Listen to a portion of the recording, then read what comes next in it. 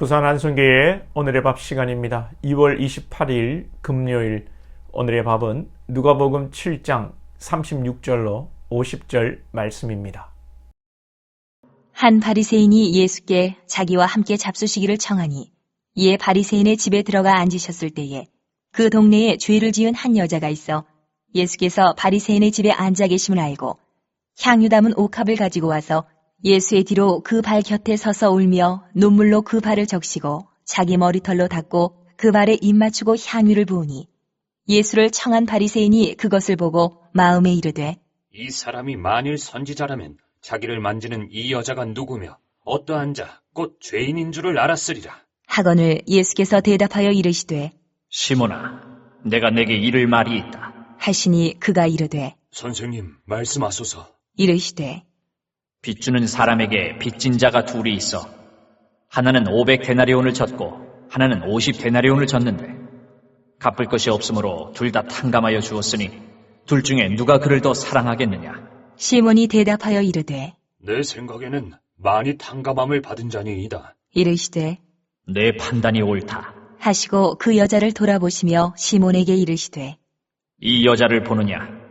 내가 네 집에 들어올 때 너는 내게 발 씻을 물도 주지 아니하였으되 이 여자는 눈물로 내 발을 적시고 그 머리털로 닦았으며 너는 내게 입 맞추지 아니하였으되 그는 내가 들어올 때로부터 내 발에 입 맞추기를 그치지 아니하였으며 너는 내 머리에 감람유도 붓지 아니하였으되 그는 향유를 내 발에 부었느니라. 이러므로 내가 내게 말하노니 그의 많은 죄가 사하여졌도다. 이는 그의 사랑함이 많음이라. 사함을 받은 일이 적은 자는 적게 사랑하느니라. 이에 여자에게 이르시되 내 죄 사함을 받았느니라. 하시니 함께 앉아 있는 자들이 속으로 말하되 이가 누구이기에 죄도 사하는가? 하더라. 예수께서 여자에게 이르시되 내 믿음이 너를 구원하였으니 평안히 가라. 하시니라.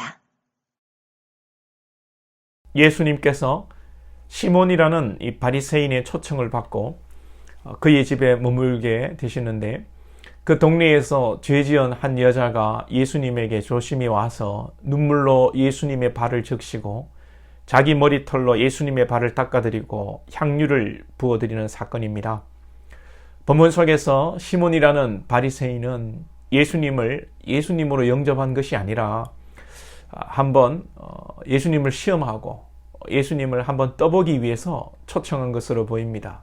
이유는 이 여자의 행동을 보면서 속으로 예수님이 선지자만 되어도 이 여자가 어떤 여자인 줄 알 텐데 라고 속으로 생각했고 또 예수님께서 시몬의 집에 들어오실 때에 발 닦을 물도 드리지 않았다는 것입니다. 예수님 당시에 손님에게는 집에 들어올 때에 먼지를 털고 발 닦을 물을 드리는 것이 기본 예의입니다. 그럼에도 그렇게 하지 않았다는 것은 예수님을 예수님으로 대접하지 않았다는 것입니다.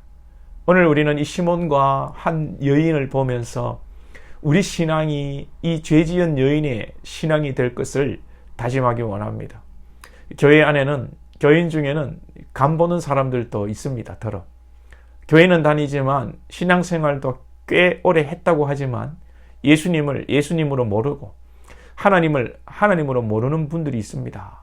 구원을 모르고 은혜를 모르고 자신의 신념으로 교회를 출입하는 분들이 계십니다. 이런 분들은 아직 구원을 받지 못한 분들이겠지요. 그러면 우리는 잘 하느냐? 구원받은 자들은 하나님을 잘 알고 예수님을 잘 아느냐? 그것도 아닌 것 같습니다. 우리도 때로는 시몬처럼 신앙할 때가 있습니다. 우리가 분명히 구원받은 백성이지만 또 하나님을 인격적으로 만났고 하나님의 은혜를 알지만 때로는 우리 자신의 육신의 소욕을 가지고 하나님과 거래를 하고 내 속내를 숨길 수 없지만 숨길 수 있다고 생각하고 주님 앞에 우리의 모든 것을 드러내지 않는 그런 신앙이 우리 가운데도 있지 않습니까? 시몬을 분석할 것만이 아니라 내가 시몬과 같은 신앙을 하고 있지 않는가 우리가 돌아보면 좋겠습니다. 시몬처럼 신앙하는 것 중에 가장 큰 것은 우리가 우리 자신을 보지 못하고 교만히 판단한다는 것입니다. 시몬이 예수님을 판단하고 시몬이 죄 지은 이 여인을 판단했습니다. 예수님은 선지자 축에도 못 들어간다. 이 여자는 죄인이 감히 예수님한테 뭐 하는 짓이야? 이렇게 판단하는 것이죠. 판단한다는 것은 내가 잘났다는 것입니다. 그리고 내가 모든 전후 사정을 내가 안다는 것입니다. 이런 모르면서 판단하는 사람들도 있는데요. 그건 바보 짓이고 어리석은 짓입니다. 그런데 판단하는 사람들이 바보가 아니라 자기가 다 안다고 생각하고 자기 기준으로 판단하는 것입니다. 오늘 이야기 속에서는 아는 지식보다 또 더 강력한 것이 있지요. 무엇입니까?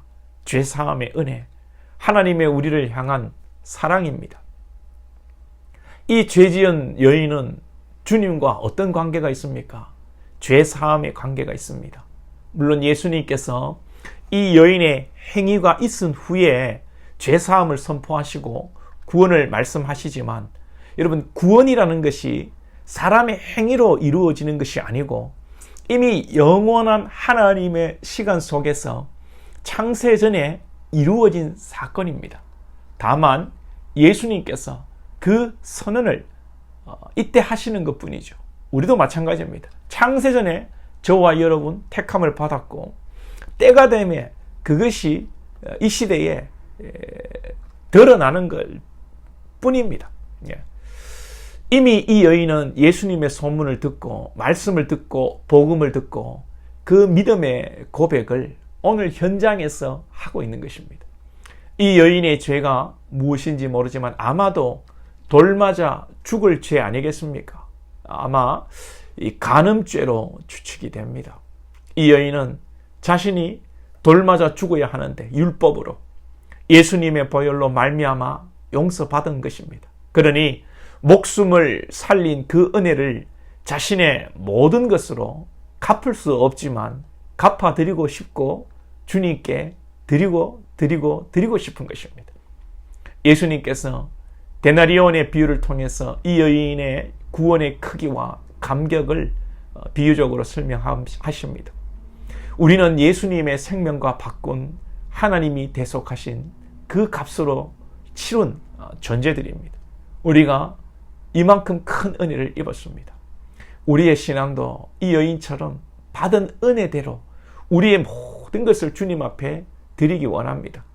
무슨 보상이나 다른 목적이 있어서가 아니라 받은 은혜에 감격하여 여러분들이 드릴 수 있기를 축복합니다. 우리가 뭔가를 목적을 두고 하나님 앞에 드리는 것은 전부 다 우상이고 뇌물죄입니다. 이는 이방 종교나 미신이나 믿는 사람들이 하는 짓입니다. 오늘 우리의 삶이 주님을 사랑하기 때문에 그 은혜를 기억하며 주님께 우리의 삶을 거룩하게 올려드릴 수 있기를 축복합니다.